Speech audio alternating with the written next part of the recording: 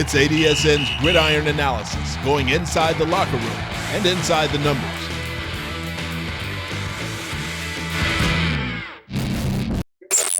Are you sitting here in silence and, everybody's sitting around, keeping a high energy, positive energy. And, finally when that phone starts vibrating on that table, it's that now or never moment. You don't know who it is.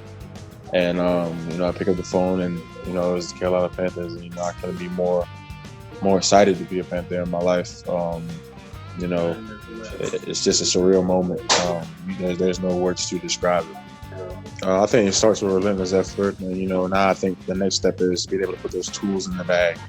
Being in shape, being in the highest playing level that you can be, giving my best effort going forward and, just adding more tools to the tool bag when it comes time for me to be able to perform. I'm going to do whatever's asked of me, no matter what it is.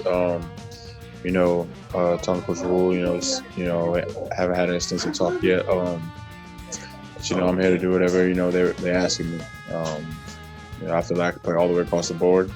And, if that's what they want me to do, that's what I'm going to do. Vegas may have got canceled, but, you grow up, you want this experience with your family, so that didn't get taken away.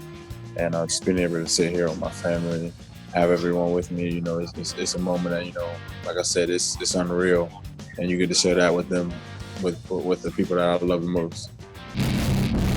When you look at this Panthers draft, you got to say, wow, defense, that's what they were going for. And I can understand it. Think about this. Before the draft and free agency, they had to look at offense. Teddy Bridgewater, they signed him as a quarterback, get the cornerstone, all the weapons that you have on offense. And oh, by the way, Robbie Anderson, a speed demon, a guy that can go up and get it at his highest point, also signed in the offseason. So what do? You don't look at offense. In this draft, you're going to say straight defense.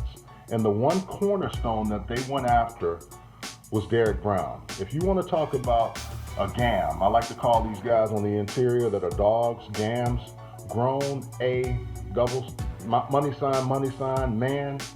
That's what he is. He's able to do so much on the interior and make plays for you that he gives you an element that you need if you're the Panthers. And the reason why, look at what they were last year. 29th on rush defense, 31st in scoring defense. That's not going to get a cut in an NFC South where you have a lot of offenses now that can make plays. So not only have you improved on offense on paper, now on paper you've got guys that can be a stable in the middle, whether they're 3 or 4. Gross Matos, an edge rusher. Jeremy Chin, who I think is going to be a really alley guy that can come down and make plays for you, which they need. To go along with Trey Boston and the other guys that established the identity of that defense. Troy Pride, Kenny Robinson, another safety. Roy, also a defensive lineman. So when you look at this team, on paper, they matched up what they needed to do on defense because you lose a Luke Kuechly. You lost a lot of defensive linemen. You've lost some people on the defensive side, and now you replaced them with younger players. And if you ever look at Matt Rule, the thing about that he talks about culture, go back to Temple, go back to Baylor. Both of those teams were strong on defense. They were rugged interior defensive teams. That's what you have to have if you're the Panthers, if you're going to be successful, because in the NFC South, just to get out of this division, you got to be better on defense.